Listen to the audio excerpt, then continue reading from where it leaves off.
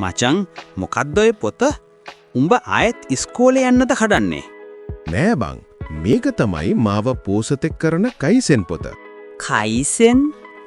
ඒ මොකක්ද බං? මේක ජපන් ක්‍රමයක්. දවසට 101 බැගින් දියුණු වෙලා කාලයක් යනකොට ලොකු ජයග්‍රහණයක් ලබන එකටයි කයිසෙන් කියන්නේ. අර මකුළු දෙලක් බඳිනවා වගේ, කූඹි ගුලක් හඳනවා වගේ පොඩ කරන දේ තමයි මචං වටින්නේ. අපි හැමෝම බලන්නේ එක රයින් දියුණු වෙන්නනේ. ඒත් ඇත්තම දියුණුව තියෙන්නේ දවස ගානි කරන පුංචි පුරුදුවල.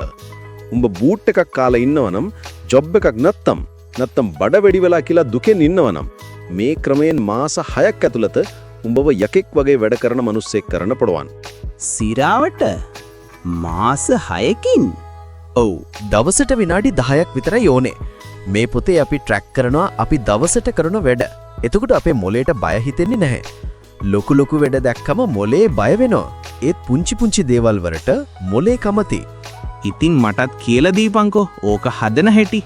හරි, සරලයි. ඉස්සල්ලාම පිටු 40ක විතර පොතක් ගනින්. ඒකේ ඉස්සරහින් ලියපන් 101 daily improvement book කියලා. දවස් 90කින් උඹට ඕනේ ලොකු ඉලක්ක 3ක් ලියපන්. උදාහරණයක් විදිහට සල්ලි හම්බ කරන එක, සෞඛ්‍ය සහ අලුත් දෙයක් ඉගෙන ගන්න එක. දවසට විනාඩි 10ක් වෙන් කරලා හෙට දවසේ උඹ කරන 101ක් පුංචි වැඩේ ලියපන්.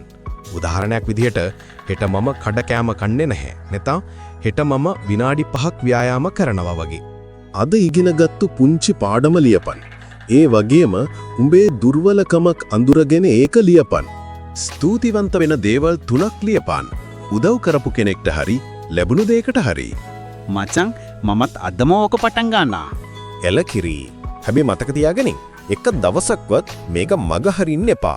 මාස 6ක් යනකොට උඹේ self esteem එක උඩටම ගිහින් උඹ බය කරන්න බැරි ශක්තිමත් මිනිස්සෙක් වෙලා ඉවරයි. ඔයාටත් ඕනේ පෑනකුයි පිටු 40ක පොතකුයි විතරයි. අදම පටන් ගන්න. ජය වේවා.